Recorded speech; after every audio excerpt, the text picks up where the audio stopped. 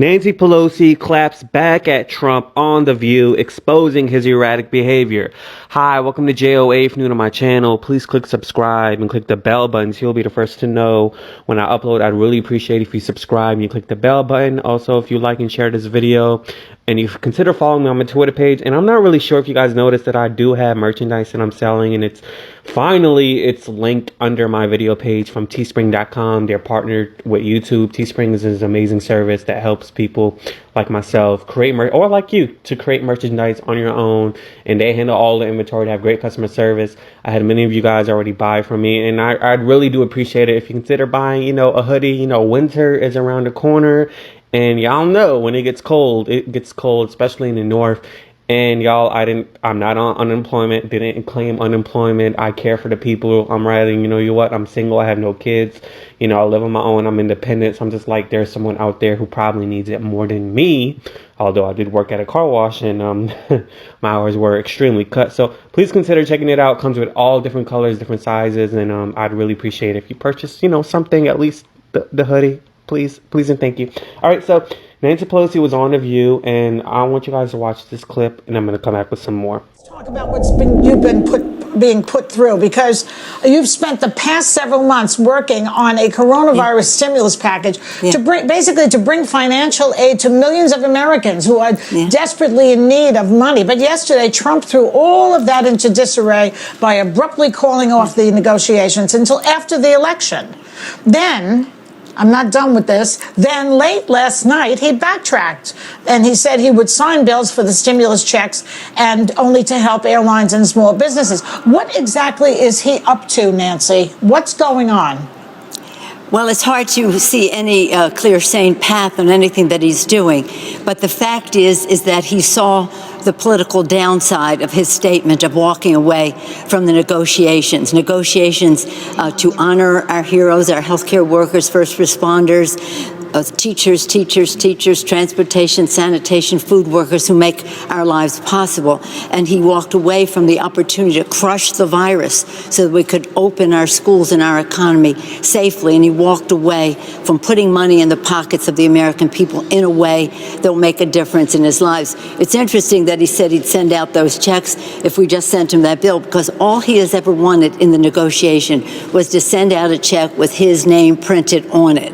Forget about the virus, forget about our heroes, forget about our children and their need to go to school safely and the rest. So he's just, again, rebounding from a terrible mistake that he made yesterday. And the Republicans in Congress were going down the drain with him on that.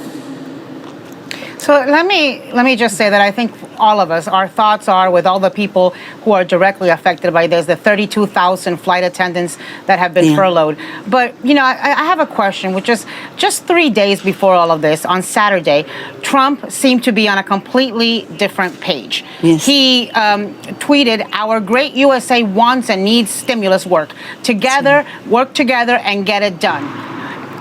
Imagine. And then they say women are moody. So what do you think is causing this erratic behavior? What's your explanation? Well, I think it's true to form. I think that the president has always had erratic behavior. Right now, it's very, very dangerous because he knows the danger of the virus, but he's in denial, as he was right from the start. Denial, delay, distortion, and look what has happened to our country, to the lives and livelihood of the American people and the life of our democracy as he tries again to go forward to suppress the vote in the election. So I could never explain to you any rational, linear path of action on the part of the president. But I will say this. It is really important for us to come to this agreement. When the president just popped off and made that announcement without even informing us that that was the case, he insulted the Constitution of the United States. This is not a personal thing with him, that he can send out checks with his name on it. This is the money of the American people, and our priority in our country is we must crush the virus, and we must honor the people who are hard at work doing that, and we must address the consequences of it. So again, what he does do is enable us all only to be talking about him. My whole thing, and in politics is about the children. And the minute he said that last night, I thought you are really hurting America's children. Children are struggling to deal with the changes in school, who need it to be a safe place for them to work either from home or at school. It is about the children, and the child tax credit that we have not gotten them to agree to is about the children and the issues that relate to the the virus and how it affects them. It's about the children and how they exist in families that are food insecure and on the verge of eviction. So as soon as he said that, I thought, if you cared about America's children, you would know you cannot go down this path. Again, we have to crush the virus, and we have a plan to do that, and he just has ignored it for a long time. But let's talk about what the possibilities are. Our plan and the plan of Joe Biden is one. And of course, we'd like the plan to be implemented right now. We wanted it implemented months and months ago, but the administration has resisted. I can't answer that question, why they would ignore science. They would ignore the role of governance and trying to get it done, except that they don't believe in science and they don't believe in governance. But let's just start with thinking about the children, and what our actions have and how it affects the children. So obviously she was reading from a teleprompter, you guys, or at least she was reading from a statement that was pulled from her website, because when she kept saying teachers, teachers, teachers, and others, and he refuses to put money in workers' pockets until his name is printed on a check.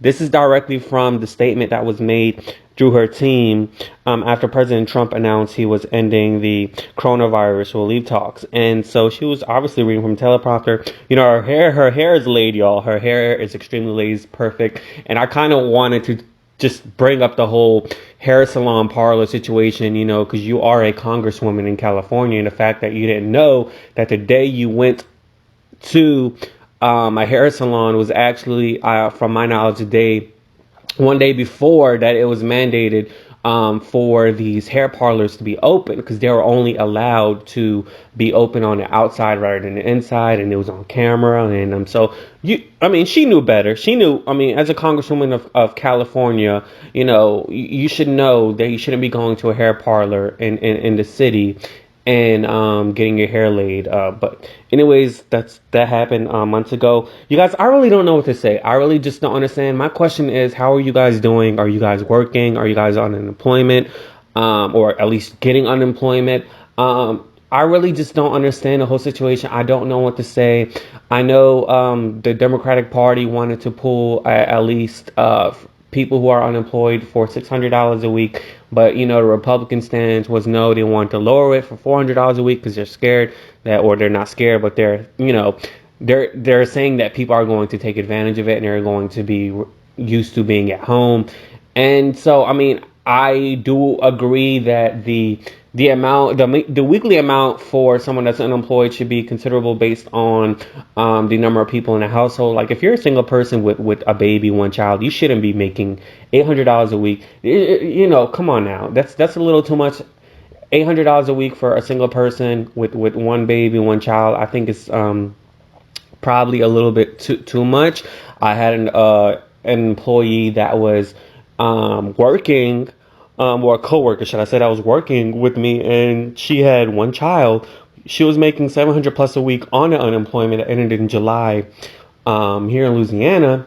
And at the same time, she was making sure that she wouldn't exceed that 40-hour limit while working, because if she did, she would have been under unemployment. So, I do agree on the Republican side that there is a sense of people who are taking advantage of the system. You know, I myself lost a lot of hours. My hours were deducted because I did work outside, I should say. And my hours, because of the industry I work in at a car wash, is based on the weather. And by this pandemic happening is also based on that as well, because people are scared to go outside. So my hours are definitely going to be deducted. And while we weren't an essential business, because in my area it was mandated that all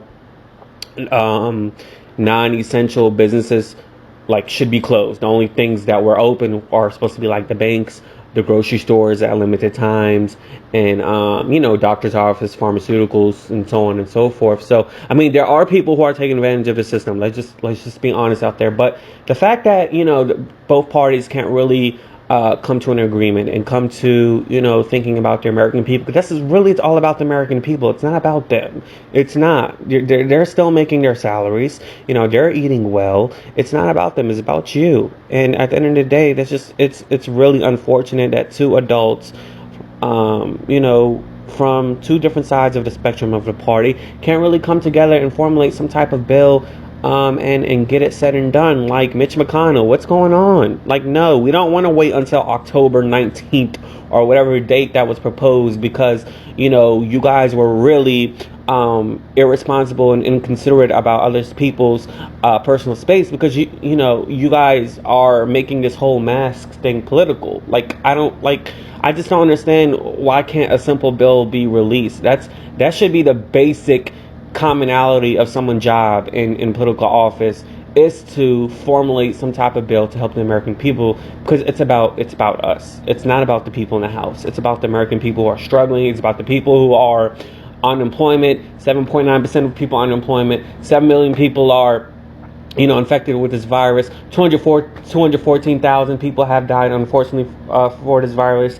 And it's insane. Airline workers, fast food workers, restaurant workers, hair salon parlors, so many people lost their businesses and are at a loss of income due to this whole situation. And I think it's crazy that just, forget about the money. Just like make a reasonable deal for people who deserve it. But at the same time, let's kill this virus and this pandemic, and let's get it on the road. Just, I don't understand why people just want to throw the charade and start making political mainstream like some type of tabloid. Just do your job. Just do your job. I mean, it's not hard. I don't understand why people can't do their job. I really don't understand. But so anyways, I'm really looking forward to tonight's debate between Kamala and Mike Pence. I really want to see how that goes. Hopefully there's some type of sense of policy and sense of adult conversation that's going to be conversed between the two, rather than some type of reality show. So we're going to see that tonight. Thank you so much for watching. I really do appreciate for your support and subscribing. I can't believe I'm at 18,400. I'm really going to cry when I reach 20K at the end of this month, because you guys, I've been proposing to get 50,000 subscribers since 2018. I still have that pinned tweet on my Twitter page, and it's still there, and you can see the date on it, and I have it screenshotted on my phone as my homepage. So I mean, I'm really happy for myself. I've been doing YouTube. I decided to leave my job on July 7th. Actually, today marks my 3-month anniversary since I left that job, that hellhole.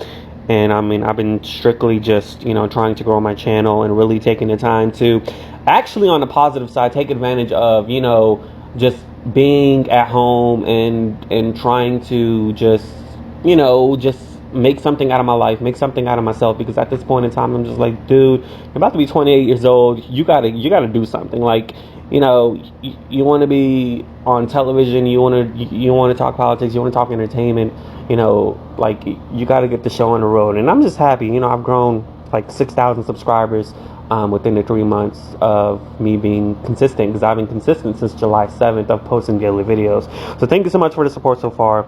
Let me know how you're doing with this whole pandemic, and I'll see you guys later. Deuces. Yay.